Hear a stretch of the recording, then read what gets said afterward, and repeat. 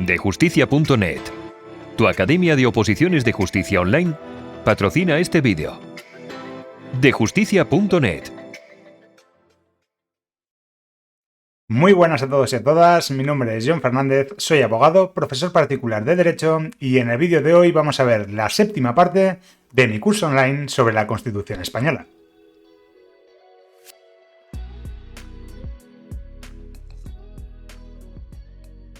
En esta parte del curso vamos a comenzar y a terminar de ver el capítulo tercero del título primero de esta norma. Y en concreto vamos a ver todos sus artículos, es decir, desde el artículo 39 al artículo 52, ambos incluidos. Pero bueno, antes de nada, y como siempre digo, si es la primera vez que me ves en pantalla, lo mejor que te puedo aconsejar es que acudas a la descripción del vídeo, donde te voy a dejar un enlace a una lista de reproducción que he creado con todas las demás partes para que así las puedas ver y te puedas poner al día. Si ya lo has hecho, te doy la bienvenida a esta séptima parte del curso online, donde, tal y como te adelantaba, vamos a ver este capítulo tercero del título primero. El capítulo tercero denominado de los principios rectores de la política social y económica. Nuevamente debo aclarar que nos olvidamos ya de los derechos fundamentales. ¿Por qué lo aclaro? Porque tal y como os decía la semana pasada cuando veíamos esa sección segunda del capítulo segundo, cabe la posibilidad de que en el examen, y así lo hacen muy a menudo, nos pregunten a ver si algún tipo de derecho que va a aparecer por aquí o que apareció la semana pasada es un derecho fundamental o no lo es.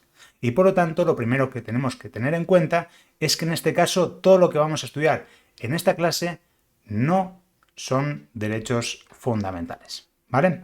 Perdonad que me repita mucho, pero es que es importantísimo tenerlo en cuenta de cara al examen y sobre todo de cara a un examen tipo test donde pueden preguntar ese tipo de cuestiones trampa. Realizado esto, ¿qué es lo que vamos a ver? Los principios rectores de la política social y económica. ¿Y qué son los principios rectores? Pues los podríamos definir como aquellas directrices que se van a marcar, aquellas pautas que se van a marcar para conseguir pues, una vida social y económica más justa, una vida social y económica sobre todo utópica. ¿Vale? La utopía, que es lo que se quiere lograr, que se lleve a cabo en la práctica de la forma en la que se había pensado o no, eso ya es otra cuestión aparte, ¿vale? Pero bueno, aquí lo que vamos a tener que estudiar es cómo nos lo marca, al menos la teoría de esta Constitución española. Ya os digo, vamos a verlo todo este capítulo tercero, del 39, del artículo 39 al artículo 52, ambos incluidos. Quizás sea el más extenso hasta ahora de la Constitución española. Pero vamos a ir bastante rápido porque se entiende muy bien. Esto es de lo más sencillo que tiene la Constitución española, por eso he decidido abarcar todo de golpe. ¿Vale? Así que sin más preámbulos, vamos con ello. Vamos al artículo 39. En el artículo 39 vamos a hablar de la protección social y económica que se le da a la familia. ¿Vale? Protección social, económica y jurídica que se le da a la familia. De eso es precisamente lo que nos dice el punto primero. Los poderes públicos, es decir, la administración pública en general, van a asegurar la protección social, económica y jurídica de la familia. Los poderes públicos van a asegurar asimismo la protección integral de los hijos que hay en esa familia. ¿Y qué se entiende por hijos? Pues los hijos van a ser iguales ante la ley con independencia de su filiación y de las madres y cualquiera que sea su estado civil. Es decir, da igual que se haya concebido en matrimonio o se haya concebido sin estar en matrimonio. Da igual que sea de otro padre. ¿Vale? En este caso van a ser hijos iguales ante la ley y se les va a proteger de igual manera. Y sí que nos dicen, o sí que nos termina diciendo este apartado segundo, que la ley va a posibilitar la investigación de la paternidad para saber si se es el padre biológico o no. Pero, aún así, ese hijo va a estar protegido. Pase lo que pase, va a estar protegido mediante los poderes públicos, si hace falta. ¿Vale? Es decir, lo van a proteger en principio sus familiares, sus padres principalmente, o sus tutores, pero los poderes públicos van a asegurar esa protección integral de los hijos. Y en caso de que, por ejemplo, no lo tengan a través de sus padres, pues para eso tenemos, por ejemplo, los servicios sociales. ¿Vale? se entienden por dónde van los tiros, ¿no? Estamos hablando de esos principios rectores. Primero, la familia. Luego, lo dicho, en principio, quienes van a tener que proteger a sus hijos van a ser los padres. Y de hecho, el 39.3 nos dice que los padres deben prestar asistencia de todo orden a los hijos habidos dentro o fuera del matrimonio, durante su minoría de edad y en los demás casos en que legalmente proceda. Ojo con esto último, ¿vale? Es obligación de los padres prestarles asistencia de todo orden, pues por ejemplo, de temas de alimentos, de temas de vestimenta, de todo tipo, ¿vale? Al menos mientras sean menores de edad. Pero ojo, que no acaba ahí la protección, sino también en los demás casos en que legalmente proceda. Es decir, nuevamente la Constitución deja el desarrollo a una ley para que esta ley pueda decir, oye, también le van a tener que prestar asistencia de todo orden a los hijos, aunque estos sean mayores de edad, en los casos X. Pues por ejemplo, cuando esa persona tenga algún tipo de incapacitación, algún tipo de discapacidad, ¿vale? O, por ejemplo, mientras esa persona esté estudiando, ¿vale? Hay muchos casos en los que, por ejemplo, cuando llevamos los convenios reguladores de una familia de una pareja, por ejemplo, que se ha divorciado, se ha separado, pues hace un convenio regulador en el que se establece, pues, qué es lo que sucede después de ese matrimonio.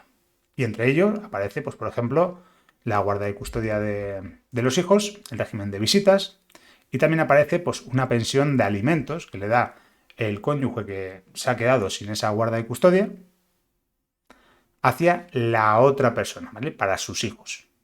Bien, pues mucha gente tiene la idea en la cabeza, la idea preconcebida a este tipo de conversaciones de bar, de que a los 18 años se acaba. Y a los 18 años ya no tiene que pagarle esa pensión a su hijo. No. Eso ya tendrá que verse, porque si ese hijo todavía es dependiente, todavía está estudiando, todavía no puede trabajar porque se está formando para un futuro laboral mejor, pues igual el padre o la madre sigue teniendo que pagarle esa pensión de alimentos. Por eso mismo, aquí destacamos sobre todo eso, ¿vale? Prestar asistencia de todo orden a los hijos, hayan sido dentro o fuera del matrimonio, y durante la minoría de edad, pero no solo eso, sino también en los demás casos en los que legalmente proceda. Aclarado esto, debemos decir también que los niños van a gozar de la protección prevista en los acuerdos internacionales que velan por sus derechos, ¿vale? Hay muchos convenios internacionales acerca de la protección de los niños, de los menores de edad, y España los ha ratificado en ese sentido, ¿vale? Pues por ejemplo, a los niños menores de 16 años no se les permite trabajar en España, ¿vale? Para que tengáis una idea. Y a aquellos que tengan entre 16 y 18 se puede trabajar siempre y cuando sea algún determinado oficio que no implique un riesgo para su salud y normalmente con la protección del padre o la madre, de los tutores legales, o sea, con la autorización, mejor dicho, de los padres, madres o tutores legales.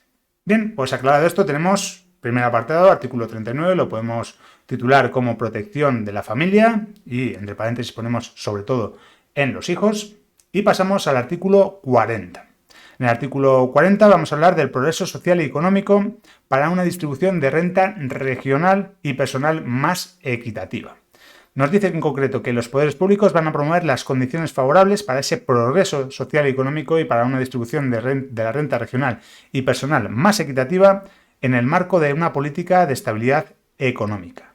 Y, de manera especial, va a realizar una política orientada al pleno empleo. Lo dicho, os hablaba de una palabra muy bonita al principio de esta clase. Utopía. Utopía es aquello que se quiere conseguir, no aquello que se ha conseguido. ¿Vale? Me explico. Una utopía es una idea preconcebida que se quiere alcanzar, pero que difícilmente se va a conseguir.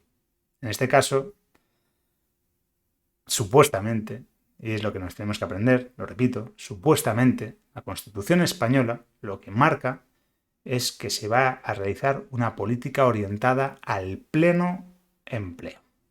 Si miramos las tasas de desempleo de España en las últimas décadas, vamos a poder darnos cuenta de que eso no se ha conseguido y que falta mucho todavía para que se consiga, ¿vale? Pero bueno, lo que nos tenemos que aprender es eso, que vamos a intentar distribuir la renta regional de forma más equitativa, los poderes públicos van a intentar distribuir la renta regional y personal de forma más equitativa, que se va a intentar conseguir una política de estabilidad económica y que se va a intentar orientar todo lo que es la política hacia el pleno empleo.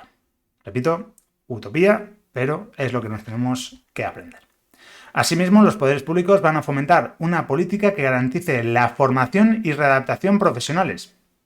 Velarán por la seguridad e higiene en el trabajo y van a garantizar el descanso necesario mediante la limitación de la jornada laboral, las vacaciones periódicas retribuidas y la promoción de centros adecuados. ¿Vale? Aquí estamos hablando de derecho laboral, todo este párrafo, el primero también, pero en este segundo apartado, sobre todo, nos hablan de derecho laboral, por partes. Formación y readaptación profesionales, que puedas formarte y que puedas cambiar de trabajo, cambiar de profesión, si es lo que quieres. ¿Vale? Pues te dedicabas a ser camarero, pero quieres opositar. Pues bueno, que lo puedas hacer, que te puedas formar para ello, que puedas readaptarte profesionalmente. Además, velar por la seguridad e higiene en el trabajo. Para eso tenemos la Ley de Prevención de Riesgos Laborales, por ejemplo. Es una norma que también analizaremos, no sé si aquí o en el canal de Patreon, pero que seguramente analizaremos dentro de poco, porque es algo que puede entrar fácilmente en cualquier examen de oposición. Se va a garantizar el descanso necesario mediante la limitación de la jornada laboral, mediante unas vacaciones periódicas retribuidas, es decir, que en vacaciones nos van a tener que pagar, y la promoción de centros adecuados. ¿Vale? Artículo 40, hablamos de derechos laborales sobre todo. En el artículo 41, por el contrario, hablamos de derechos sociales, hablamos de la seguridad social. España puede funcionar mejor o peor, pero hay una cosa que tenemos que es envidiable en muchos otros estados, muchos otros países, y es que aquí tenemos seguridad social. Y es gracias sobre todo a este artículo 41, que marca que los poderes públicos van a mantener un régimen público de seguridad social para todos los ciudadanos que garantice la asistencia y prestaciones sociales suficientes ante situaciones de necesidad, especialmente en caso de desempleo. Y la asistencia y prestaciones complementarias serán libres. Es decir, nosotros tenemos este régimen de seguridad social que no solamente abarca esto que os digo de tema de sanitario, de tema salud, sino que aparte de ello también lo van a complementar con retribuciones en caso de que sea necesario. ¿Vale? Van a garantizar la asistencia y prestaciones sociales suficientes en caso de necesidad. Pues por ejemplo, nos quedamos desempleados, nos despiden. Haya sido por una causa justa o no haya sido por una causa motivada, si nos despiden nos quedamos sin trabajo. Y durante el lapso de tiempo en el que no tenemos ningún tipo de trabajo, obviamente no cobramos. Pues en España lo que tenemos es, por ejemplo, el desempleo, ¿vale? El derecho a esa prestación. Y luego, la asistencia y prestaciones complementarias van a ser libres. Si nosotros queremos contratar un seguro privado de salud, pues podemos hacerlo. Si podemos contratar un seguro privado para el caso de que estemos desempleados, podemos hacerlo. ¿Vale? Artículo 41, seguridad social, comprendido. Además, en el artículo 42 vemos algo que también lo denominaría como utópico, que es el Estado, que va a velar especialmente por la salvaguardia de los derechos económicos y sociales de los trabajadores españoles en el extranjero y va a orientar su política hacia su retorno. ¿Por qué digo en esta ocasión que estamos ante algo nuevamente utópico? Pues ¿quién no conoce, quien más, quien menos, conocéis seguro, a alguien que se ha ido a otro país a trabajar y que directamente no ha vuelto? ¿Por qué? Porque en ese otro país está cobrando el triple de lo que podría cobrar aquí. ¿Vale? Yo tengo varios amigos que se han ido, pues por ejemplo, a Inglaterra, se han ido a Reino Unido y a día de hoy no han vuelto ni tienen previsto volver. ¿Por qué? Porque las condiciones, por ejemplo, laborales que les dan ahí no las van a tener aquí, bajo ninguna circunstancia. Bueno, pues en determinados oficios, en determinadas profesiones, es así. Y esto es lo que os digo, son principios rectores de esas políticas sociales y económicas, cuestiones que se quieren llegar a conseguir. Otra cosa es que se esté llevando a cabo o no. Nosotros lo que nos tenemos que aprender es que el Estado va a velar por esas personas, por esos españoles que han tenido que mudarse al extranjero para trabajar, va a velar por esos derechos económicos y sociales de esos trabajadores españoles en el extranjero y va a velar para que vuelvan a España a trabajar. ¿Vale? ¿Se entiende, no? Artículo 42, sencillito. Vamos con la protección de la salud, que complementa un poquito con la de la seguridad social que veíamos en el artículo 41, y es que nos dice que se reconoce el derecho a la protección de la salud y que va a ser competencia de esos poderes públicos, organizar y tutelar la salud pública a través de medidas preventivas y de las prestaciones y servicios necesarios. Y en este sentido, la ley va a ser quien establezca los derechos y deberes de todos al respecto. Os hablaba en el capítulo anterior, en la parte anterior de este curso de la Constitución Española, de, por ejemplo, lo que había surgido con el COVID-19, con la pandemia. Pues ahí también podemos tener un ejemplo en este artículo 43, ¿vale? Con la protección de las mascarillas, etcétera, etcétera. Todo eso se va a regular por ley. Y además, aquí en el apartado tercero tenemos algo que lo suelen preguntar bastante y que sí que ha habido unos cambios, por ejemplo, legislativos últimamente, que han sido, yo creo que para bien.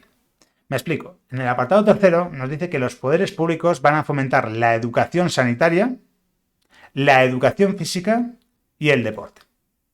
Es decir, van a fomentar que nosotros sepamos de temas sanitarios, pues por ejemplo de hacer una reanimación, de hacer algo con respecto a la salud nuestra o a la ajena, la educación física y el deporte. Y los cambios sobre todo vienen en el segundo inciso de este apartado tercero, que nos dice: asimismo facilitarán la adecuada utilización del ocio. Del ocio entendido como ¿qué? Pues hay muchas acepciones al ocio en este sentido, pero lo que podemos ver es, por ejemplo, que sí, para alguien puede ser muy divertido realizar alguna apuesta deportiva o ir, por ejemplo, algún día al bingo, algún día de forma ocasional o de forma puntual, y ver si le toca el jamón o si le tocan 50 euros de una papeleta de un bingo. O realizar alguna apuesta, a ver si, oye, ese caballo llega antes o este equipo de fútbol gana. Vale. Pero lo que no puede ser, y lo que es contrario a este artículo 43.3, según mi punto de vista, es lo que teníamos hasta hace un momentito en todas las televisiones, que ponías cualquier serie o cualquier programa de televisión y en los anuncios te estaban venga a bombardear con anuncios sobre bingo, sobre apuestas, sobre todo. ¿Vale? Entonces, esto lo que nos viene a decir es que esos poderes públicos van a facilitar una adecuada utilización del ocio. Pues, por ejemplo, lo que han hecho ahora es limitar que existan esos anuncios en horario normal, habitual, y lo han dejado en horario nocturno. ¿Vale? En horario diurno ya no se ven esos anuncios, o por lo menos ya no están tan bombardeados, por decirlo de una manera, ya no estamos tan bombardeados con ellos, y luego ya en horario nocturno pues sí que los han dejado todavía. ¿Vale? ¿Se entiende, no? Artículo 43.3, educación sanitaria, educación física, deporte y adecuada utilización del ocio. En el artículo 44 vemos algo también muy muy sencillo. Empezamos con que los poderes públicos van a promover y tutelar el acceso a la cultura. Pregunta del examen: a la que todos tienen derecho, no los españoles, no los menores de edad, ni los mayores, a la que todos tienen derecho al acceso a la cultura. Y los poderes públicos van a promover la ciencia y la investigación científica y técnica ¿en beneficio de qué? En beneficio, también pregunta de examen, del interés general. ¿Vale? Van a promover que se investigue, que haya más progresos científicos en España, ¿vale? Con el fin de beneficiar el interés de todos, el interés general de los ciudadanos. Bien, artículo 44, dos sencillas líneas, muy, muy sencillo de entender. Vamos con el artículo 45, que lo podemos titular como medio ambiente, y nos dicen que todos tienen el derecho a disfrutar de un medio ambiente adecuado para el desarrollo de la persona, y ojo, porque no solamente es un derecho, sino que también es un deber el hecho de conservar ese medio ambiente. ¿Vale? A lo largo de esta Constitución española ya lo hemos tratado varias veces, que cuestiones que no solamente son derechos, sino también deberes. Pues aquí, nuevamente, nos lo dicen. Por ejemplo, veíamos antes en el capítulo anterior que era un derecho y un deber el hecho de defender a España. Pues aquí es un derecho y un deber el hecho de tener que conservar el medio ambiente. ¿Vale? Lo ponemos así, como derecho y como deber. Derecho a disfrutar del medio ambiente y deber de conservar el medio ambiente. Además, continúa diciéndonos en el apartado segundo que los poderes públicos van a velar por la utilización racional de todos los recursos naturales con el fin de proteger y mejorar la calidad de la vida y defender y restaurar ese medio ambiente, apoyándose en la indispensable solidaridad colectiva. Y para quienes violen lo dispuesto, que decimos que es un deber, pues para quienes incumplan, para quienes violen lo dispuesto en el apartado anterior, en los términos que la ley fije se van a establecer sanciones, ojo, que van a ser penales o, en su caso, administrativas, así como la obligación de reparar el daño causado. Es decir, que si tú realizas una acción que va en contra del medio ambiente, si por ejemplo te pones a talar árboles sin tener una autorización, a quemar rastrojos sin lo mismo, sin autorización, o que pueda dañar el medio ambiente de algún tipo o de alguna forma, pueden ser considerado incluso un delito. ¿Vale? Sanciones penales supone que eso es un delito, con las consecuencias que ello conlleva. Y eso va a estar reflejado así en el Código Penal.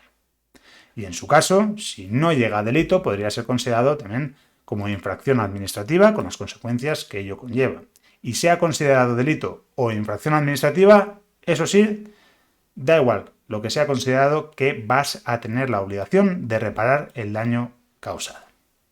¿Vale? Artículo 45, medio ambiente, comprendidísimo. Vamos con el 46, ya vamos por algo más de la mitad, ya vamos entendiendo todo, y nos dice que los poderes públicos van a garantizar la conservación y van a promover el enriquecimiento del patrimonio histórico, cultural y artístico ¿de qué? De los pueblos de España y de los bienes que lo integran, cualquiera que sea su régimen y su titularidad. Ojo con esto. Es decir, en España tenemos un patrimonio histórico, cultural y artístico, sobre todo en estos pueblos, muy, muy favorable, algo envidiable por otros muchos estados. ¿Vale? Entonces, se va a fomentar, se va a garantizar la conservación y se va a promover que eso siga siendo así. Pues, por ejemplo, las murallas que tenemos, los castillos o algún tipo de parque, ¿vale? Se va a asegurar que eso sea así. Y ojo, porque esto es algo muy interesante. Ya le golpeo hasta el micrófono de lo emocionado que me he puesto. Pero esto es algo muy, muy interesante lo que nos dice el artículo 46. Y es que va a promover el enriquecimiento del patrimonio histórico, cultural y artístico de los pueblos de España y de los bienes que lo integran, cualquiera que sea su régimen jurídico y su titularidad. Es decir, que da igual que, por ejemplo, sea de titularidad pública o que sea de titularidad privada. Si se considera de especial protección, va a garantizarlo, esa conservación, y va a promover que se enriquezca. ¿Vale? Aunque sea de alguien, aunque sea de una persona en concreto. No solamente va a promover el enriquecimiento de aquellos que son de titularidad pública, que son de la propia administración, sino que también los que son de titularidad privada, que pertenecen a una o varias personas. ¿Se entiende, no? Esto es muy, muy interesante, como veis. Y luego, también, al igual que os decía con el caso del medio ambiente, la ley penal va a sancionar los atentados contra este patrimonio. Es decir, que si, por ejemplo, hay algo que está conservado, algo que se considera patrimonio histórico, cultural o artístico de algún pueblo o de algún bien, y, por ejemplo, tú le haces un graffiti, puede llegar a considerarse delito. ¿Vale? Con las consecuencias que ello conlleva, que, como sabéis, todo viene en el Código Penal. Bien, artículo 46, comprendido. Y ahora vamos con el artículo 47, que este es realmente interesante, porque pasa como con el matrimonio que vimos en el capítulo anterior, en la parte sexta de este curso online. Y es que cuando solemos hablar en las típicas conversaciones de bar, consideramos que el derecho a una vivienda digna y adecuada es un derecho fundamental. Desgraciadamente no lo es. No lo hemos estudiado en el artículo 15 al 29. Lo estamos estudiando en el artículo 47. Es un principio rector que se quiere conseguir en estas políticas sociales y económicas. Pero no es un derecho fundamental. No está especialmente protegido, como puede estar cualquier otro de los derechos fundamentales. Sí que aparece en la Constitución, sí que es un principio rector, sí que se quiere lograr que se cumpla y se garantice ese disfrute de una vivienda digna y adecuada, pero, repito, pregunta de examen, este derecho no es un derecho fundamental, ¿vale? No es un derecho fundamental. Vamos con ello. Todos los españoles, aquí solamente nos hablan de los españoles, primer inciso que tenemos que hacer, tienen derecho a disfrutar de una vivienda digna y adecuada. Utopía nuevamente. Los poderes públicos van a promover las condiciones necesarias y van a establecer las normas pertinentes para hacer efectivo este derecho, regulando la utilización del suelo de acuerdo con el interés general para impedir la especulación, ¿vale? Para impedir que alguien se pueda enriquecer a costa de los demás, especulando con el valor de un terreno, por ejemplo. Y la comunidad va a participar en las plusvalías que genere la acción urbanística de los entes públicos. Es decir, que si por lo que sea hay que cobrar algo más porque se ha puesto un parque que ha mejorado ese barrio y por lo tanto el piso que se pretende vender cuesta más y se va a tener que pagar unos impuestos de plusvalía, pues esos impuestos se van a ver repercutidos nuevamente en ese mismo municipio, en esa misma comunidad. ¿Vale? A eso es lo que se refiere con este último inciso del artículo 47. Repito, aquí lo más importante es entender que esto no es un derecho fundamental. Aclarado lo cual, vamos con el artículo 48 que nos dice que los poderes públicos van a promover las condiciones para la participación libre y eficaz de la juventud en el desarrollo político, social, económico y cultural. Es decir, que los jóvenes también podamos, yo también me considero a día de hoy joven, ya tengo mis años, pero me considero que podamos estar dentro del desarrollo político, social, económico y cultural, ¿vale? Que podamos estar en ese meollo. Participación libre y eficaz de la juventud en el desarrollo político, social, económico y cultural protegido por las administraciones públicas. No hay mucho más misterio en este artículo 48, así que pasamos con el artículo 49, en el que nos dicen que los poderes públicos van a realizar una política de previsión, tratamiento, rehabilitación e integración de los disminuidos físicos, sensoriales y psíquicos a los que prestarán la atención especializada que requieran y los ampararán especialmente para el disfrute de los derechos que este título otorga a todos los ciudadanos. Respecto a este artículo 49, aunque no tiene mucho misterio, ya que estamos hablando de aquellas personas que tengan algún tipo de discapacidad, la cuestión aquí, o la problemática viene en que, como os comenté en la introducción, en las notas introductorias de la parte 1 de esta Constitución española, de momento había tenido dos reformas, ¿vale? Dos reformas había habido de momento. La cuestión es que se prevé que el artículo 49 sea la tercera reforma, sobre todo para cambiar estos términos que se utilizaban antiguamente, que se utilizaban pues, en 1978 y que a día de hoy no tienen mucho sentido de que hablemos de disminuidos físicos, sensoriales y psíquicos, ¿vale? Entonces, por ello hay varios proyectos, creo que había un proyecto de ley que lo regulaba, un cambio de este artículo 49.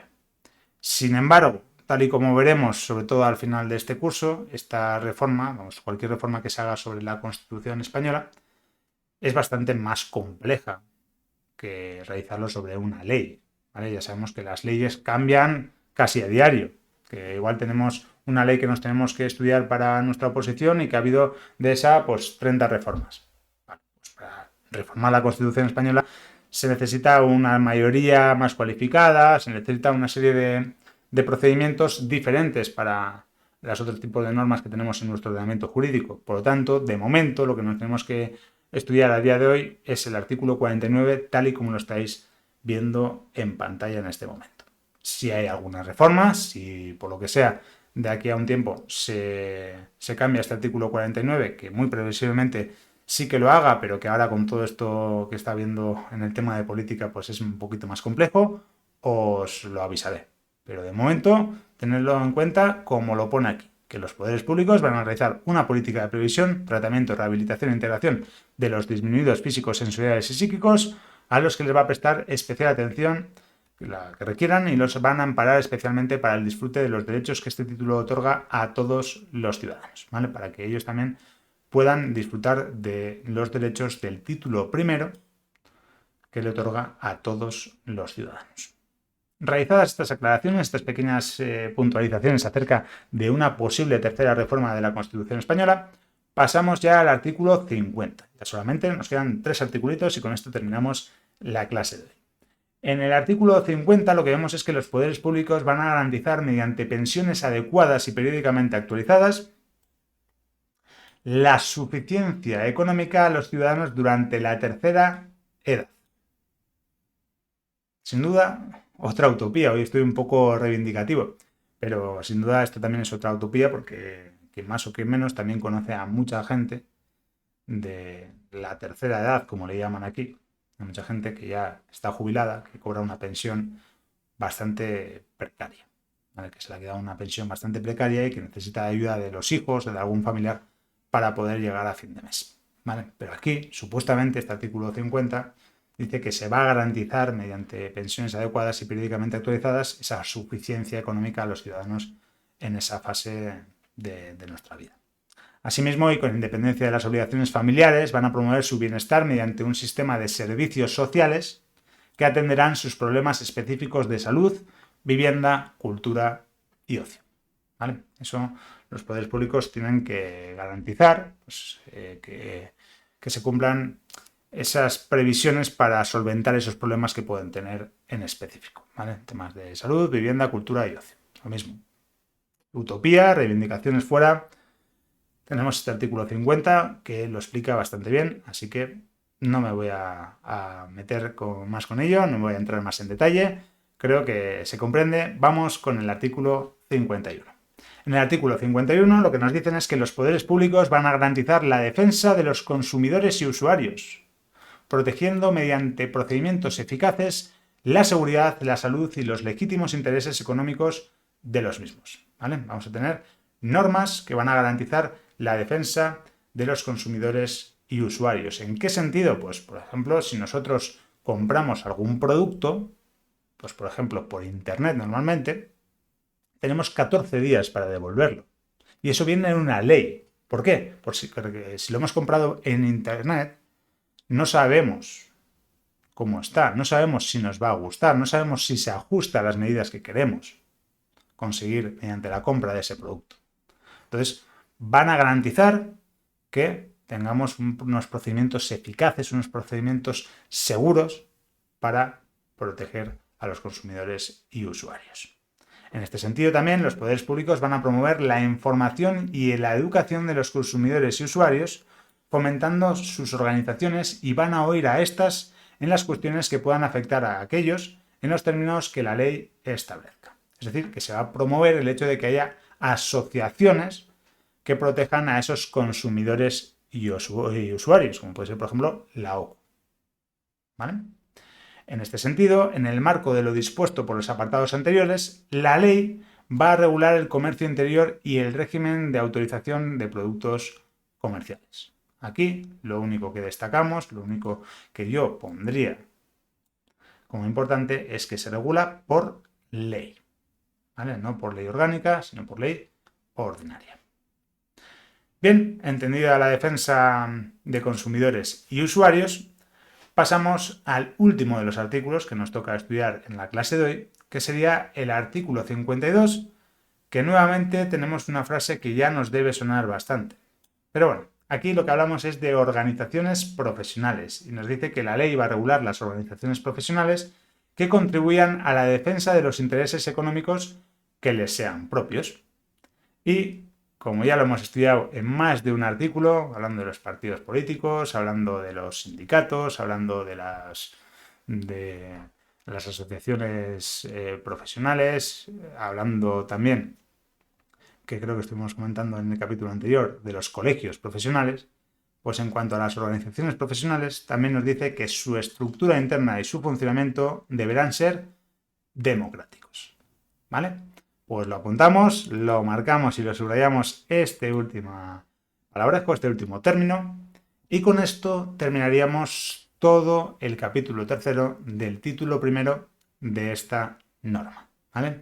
Con esto damos por zanjado este capítulo y ya para la semana que viene comenzaremos con el capítulo cuarto, que estoy dudando de si lo veremos junto con el capítulo quinto para ya terminar todo este título primero o lo veremos de forma independiente. Pero bueno, si quieres saber cómo lo vamos a ver y si quieres estudiarlo conmigo, no te pierdas la clase de la próxima semana. Y para ello, lo mejor que puedes hacer es lo que tienes aquí debajo.